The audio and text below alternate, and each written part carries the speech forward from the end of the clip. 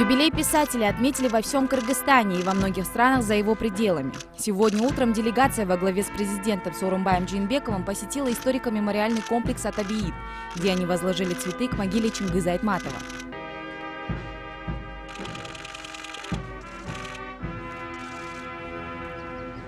Официальная часть мероприятия продолжилась в Кыргызской национальной филармонии. Перед гостями разыграли театрализованное представление, посвященное детству Айтматова, его воспоминаниям об отце и событиям из молодости.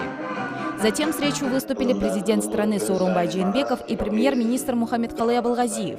Во время выступления глава государства сообщил, что в будущем планируется построить Академию Чингиза Айтматова и Манаса.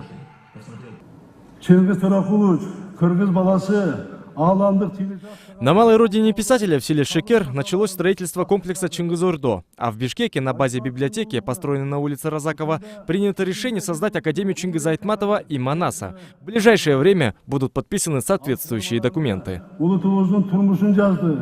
Помимо официальных лиц в мероприятии приняли участие его родные, друзья, ученые, дипломаты со всего мира.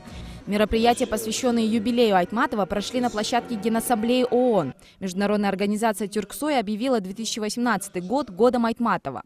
Чрезвычайный посол Турции в Кыргызстане Джингиз Камиль Фурат также присутствовал на торжестве и рассказал о мероприятиях, проведенных в Турции.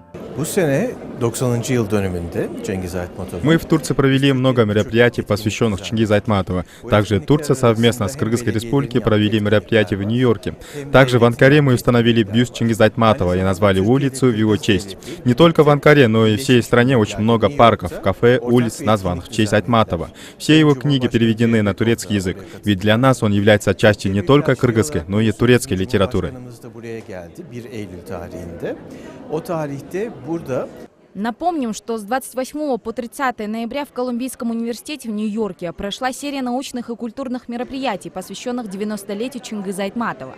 Встречи были организованы Кыргызско-американским фондом, Гарриманским институтом и Американским университетом Центральной Азии в Бишкеке.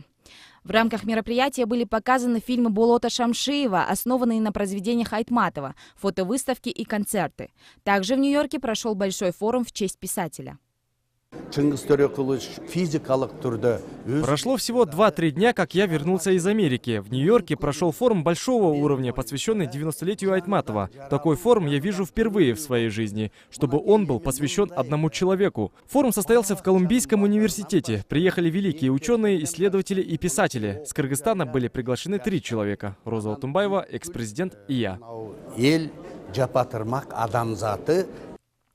Чингиз Айтматов – народный писатель Кыргызской республики. По данным ЮНЕСКО, Айтматов является одним из самых читаемых авторов современности. Его произведения переведены более чем на 176 языков и изданы в 128 странах мира тиражом более 100 миллионов экземпляров. Произведения Айтматова вошли в программы школ и высших учебных заведений многих стран мира. Роза Курманбекова, Адилет Марсбеков, Новости Ошпирим.